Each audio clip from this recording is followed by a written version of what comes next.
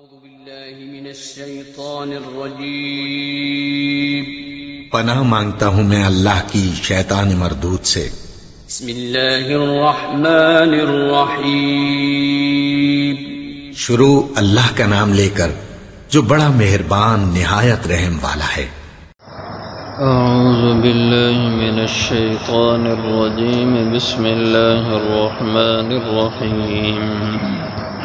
وَإِذَا جَاءُوكُمْ قَالُوا آمَنَّا وَقَدْ دَخَلُوا بِالْكُفْرِ وَهُمْ قَدْ خَرَجُوا بِهِ وَاللَّهُ أَعْلَمُ بِمَا كَانُوا يَكْتُمُونَ وَتَرَى كَثِيرًا مِّنْهُمْ يُسَارِعُونَ فِي الْإِثْمِ وَالْعُدْوَانِ وَأَكْلِهِمُ السُّحْتَ لَبِئْسَ مَا كَانُوا يَعْمَلُونَ لولا ينهاهم الربانيون والأحبار عن قولهم الإثم وأكلهم السحت لبئس ما كانوا يصنعون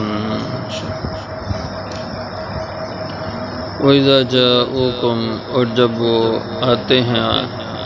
آپ کے پاس قالوا آمنا تو کہتے ہم ایمان لائے وقد دخلوا حالانکہ تحقیق وہ داخل ہوئے بالکفر کفر کے ساتھ ہی وہم قد خرجوا بھی اور وہ تحقیق نکلے تو اسی کفر کے ساتھ واللہ عالم اور اللہ خوب جانتے ہیں بما کانوا یکتمون اس کو جو وہ چھپاتے ہیں وترى کثیرا منہم اور آپ دیکھیں گے اکثر کو ان میں سے یسارعون جو دوڑ جاتے ہیں فی الاسم گناہ کے کاموں میں والعدوان اور ظلم کے کاموں میں واکلہم السحت اور حرام کے کھانے میں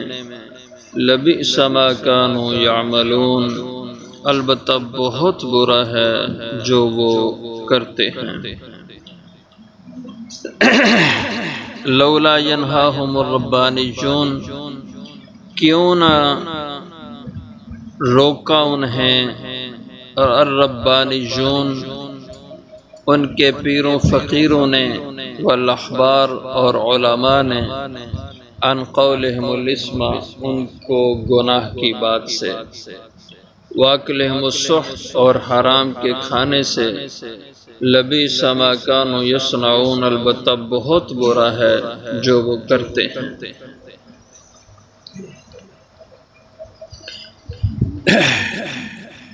یہ یہودیوں کے جو شریرانہ اور باغیانہ جو اعمال طریقے تھے ان کا ذکر ہو رہا ہے اور ان کے ایک حال کو یہاں بتلایا گیا ہے کہ یہ آپ کے پاس آتے ہیں تو آپ کو آ کر اپنا ایماندار ہونا بتلاتے ہیں کہ ہم ایمان لائے اور حقیقت یہ ہوتی ہے کہ ان کا وہ ایمان نہیں ہوتا، وہ لفظ صرف ایمان کے بولتے ہیں اور وہ تو حقیقت میں کفر کے ساتھ ہی آپ کے پاس آتے ہیں اور کفر کے ساتھ ہی آپ سے اٹھ کے چلے جاتے ہیں۔ فرمایا وَإِذَا جَاءُوكُمْ اور جب وہ آئے تم آپ کے پاس قَالُوا آمَنَّا تو وہ کہنے لگے کہ ہم ایماندار ہیں، ایمان لائے ہیں، مومن ہو چکے ہیں وَقَدْ دَخَلُوا بِالْكُفْرِ یہ ان کی بات غلط، حقیقت یہ ہے کہ تحقیق وہ داخل ہوئے آپ کے پاس آپ کی مجلس میں بالکفر کفر کے ساتھ وَهُمْ قَدْ خَرَجُوا بِهِ اور جب کچھ دیر بیٹھ کے آپ کی مجلس سے نکل گئے تو وہ نکلے بہی اسی کفر کے ساتھ، ان کے ایمان والی تو بات کی کوئی حقیقت ہے ہی نہیں، ایمان تو ان کے دل میں اترا ہی نہیں، کفر ہی لے کے آئے تھے، کفر ہی لے کے واپس چلے گئے۔ آپ کی مجلس سے انہیں کوئی فائدہ نہیں، کیونکہ وہ فائدے کے لیے آئے نہیں تھے، واللہ عالم بما کانوا یکتمون، اور اللہ خوب جانتے ہیں جو کچھ وہ اپنے اندر چھپائے پھرتے ہیں۔ یہ جو ان کا نفاق ہے اللہ کے علم میں ہے، اللہ اس کو جانتے ہیں۔ تو یہ اللہ سے تو نہیں چھپا سکتے، آپ سے چھپا سکتے ہیں، مخلوق سے چھپا سکتے ہیں، اللہ تو ان کے دلوں کے احوال کو جانتے ہیں۔ جیسے اللہ جل شانہ نے دوسرے مقام پہ 11ویں پارے میں فرمایا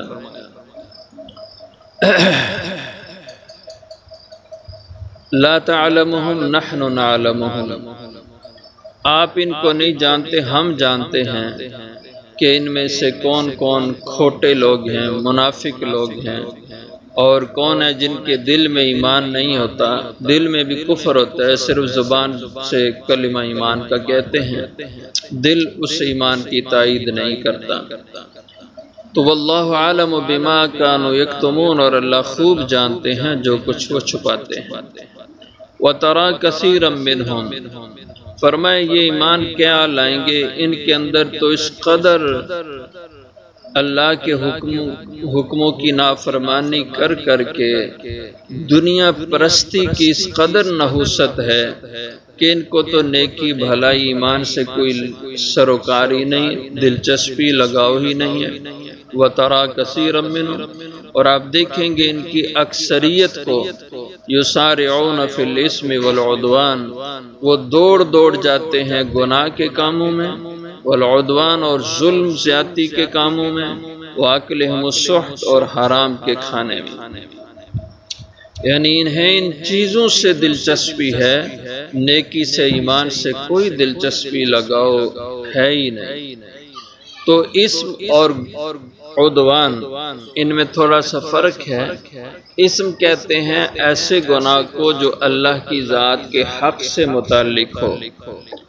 اللہ کا حق ضائع کرنا، اللہ کے حق کو ادا نہ کرنا، یہ اسم اور گناہ کہلاتا ہے۔ عدوان اس سے مراد وہ گناہ ہے جو حقوق العباد سے متعلق ہے، یعنی بندوں کے حق دبا جانا، بندوں کے حق ادا نہ کرنا، یہ ظلم اور زیادتی ہے۔ تو اسم اس کا تعلق حقوق اللہ سے اور عدوان کا تعلق حقوق العباد سے۔ اور اسی طرح سحت کا لفظ آگے، سحت حرام کے مال کو کہتے ہیں، اور یہ رشوت کے قریب اس کا بھی مفہوم ہوتا ہے۔ رشوت اور سحت یہ دونوں حرام کی چیزیں ہیں، لیکن ان میں تھوڑا سا فرق ہے۔ رشوت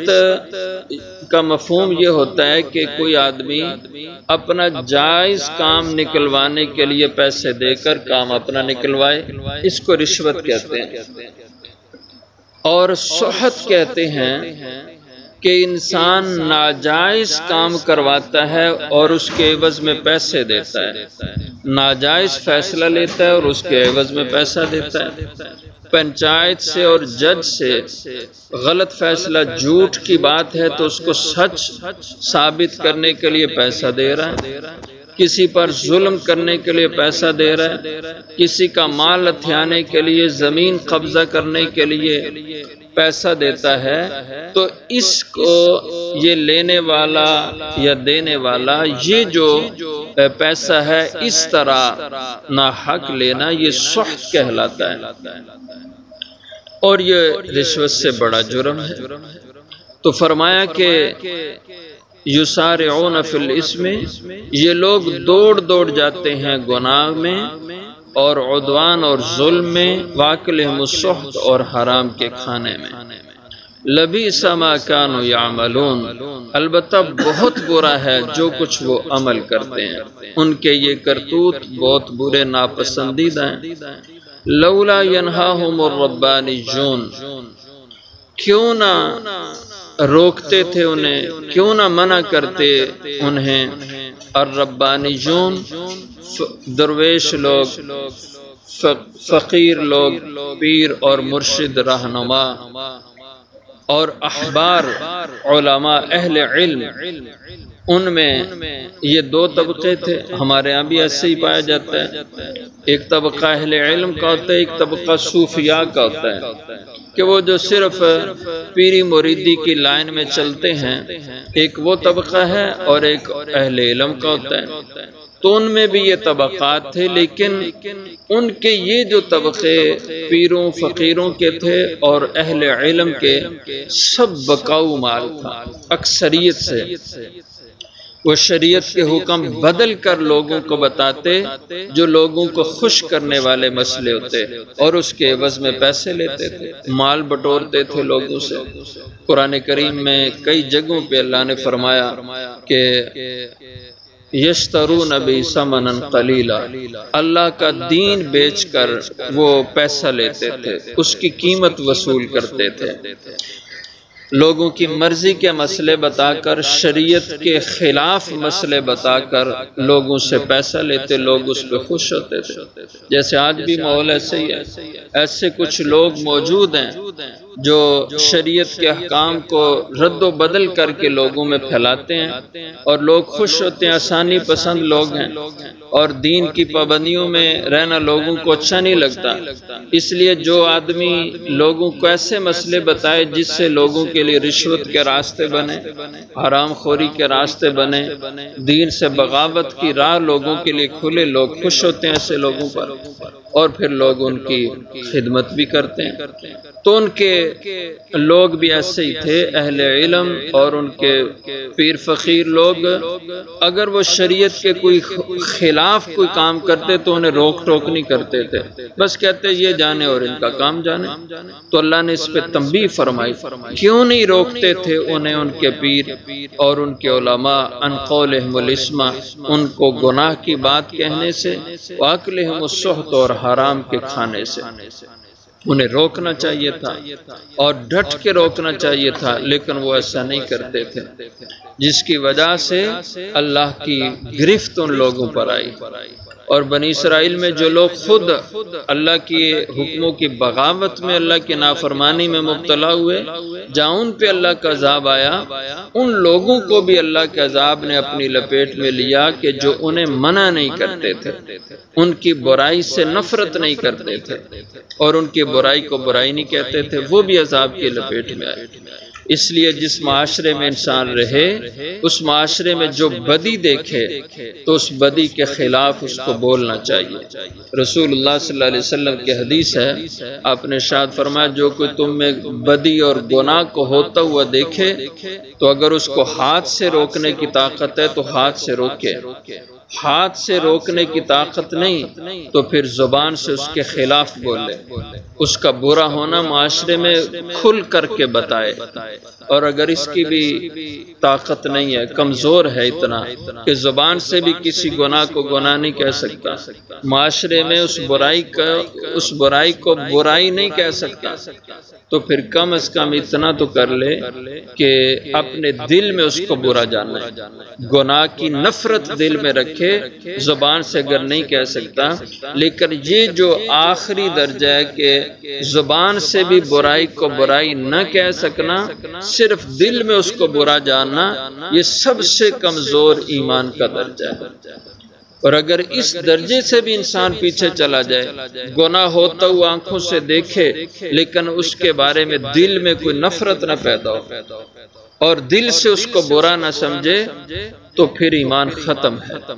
کیونکہ دل سے برا جاننا یہ آخری درجہ ایمان کا ہے، اس کے بعد ایمان نہیں ہے، پھر ایمان ختم ہے اگر گناہ کو دیکھ کر کے بھی اس کو گناہ نہیں سمجھا۔ تو یہ بہت خطرے کی بات ہے۔ آج کا معاشرہ گناہوں سے بھرا ہوا ہے، تو اس سے معاشرے کو گناہوں سے پاک کرنے کی محنت کرنا ہر ایمان والے اور کم از کم کسی نہ کسی درجے میں دین کی سوجھ بوجھ رکھنے والے لوگوں کی ذمہ داری ہے کہ وہ لوگوں کو نیکی کی باتیں بتائیں، اور جو برائی کی صورتیں اور شکلیں ہیں، اس برائی کی صورت اور شکل سے لوگوں کو آگاہ کریں، معاشرے کو سمجھائے کہ یہ برائی ہے، یہ گناہ کا کام ہے، یہ سرکشی اور بغاوت کا فعل ہے، اس کی نشاندہی معاشرے کو کرنا چاہیے۔ تو فرمایا لبیس ما کانوا یصنعون، البتہ بہت بری چیز تھی یہ جو وہ لوگ کر رہے تھے، حرام کھانا، رشوت خوری اور غلط طریقے سے لوگوں کا مال ہتھیا جانا، یہ بہت برے کرتوت تھے اس قوم کے۔ یعملون پہلے فرمایا پچھلی آیت کے آخر پہ، اور اس آیت کے آخر پہ یصنعون فرمایا۔ تو حضرت ابن عباس رضی اللہ عنہ فرماتے ہیں یہ آیت لولا ینہاہم الربانیون والاحبار عن قولہم الاسم واکلہم السحت لبئس ما کانوا یصنعون، یہ معاشرے میں بدی پھیلی ہوئی ہو اور اس بدی کو نہ روکنا یا دیکھ کر اس بدی کی نفرت نہ کرنا، اس پر یہ آیت حضرت ابن عباس فرماتے ہیں بہت سخت ڈانٹ ہے اس آیت میں ایسے لوگوں کے لیے جو گناہ کو گناہ نہ سمجھیں یا گناہ سے معاشرے کو روکنے کی کوشش نہ کریں، ایسے لوگوں کے لیے سخت ڈانٹ ہے۔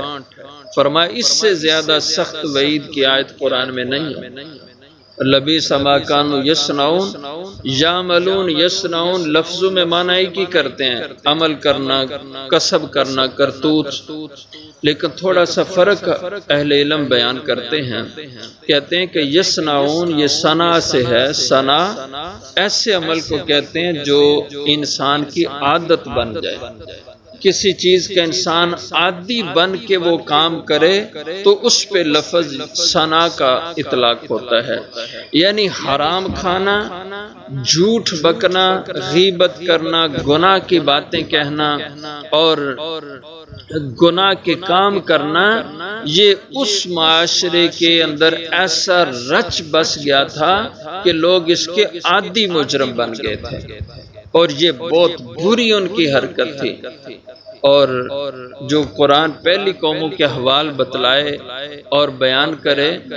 تو وہ اس امت کے لیے بھی ہدایت کی چیز ہوتی ہے۔ آج ہم بھی اپنے معاشرے میں دیکھ لیں تو ہمارے لوگوں کی بھی یہی حالت ہے کہ عادی مجرم بنے ہوئے ہیں اور گناہ کی عادت اور لت پڑ چکی ہے انہیں، اور اچھا خاصا طبقہ ایسا موجود ہے جو گناہ کو گناہ جاننا ہی نہیں چاہتا، گناہ کو گناہ ہی نہیں تسلیم کرتا، گناہ کو بھی اچھائی مانتا ہے، غلط کو بھی وہ صحیح سمجھتا ہے۔ تو یہ بہت بڑا خطرناک حال ہوتا ہے جب معاشرے میں اس قدر برائی پھیل جائے کہ لوگ برائی کو بھی اچھائی ماننے لگ جائیں، تو بہت خطرے کی بات ہوتی ہے۔ اس لیے فرمایا لبئس ما کانوا یصنعون، بتا بہت برا تھا جو وہ لوگ عمل کر رہے تھے۔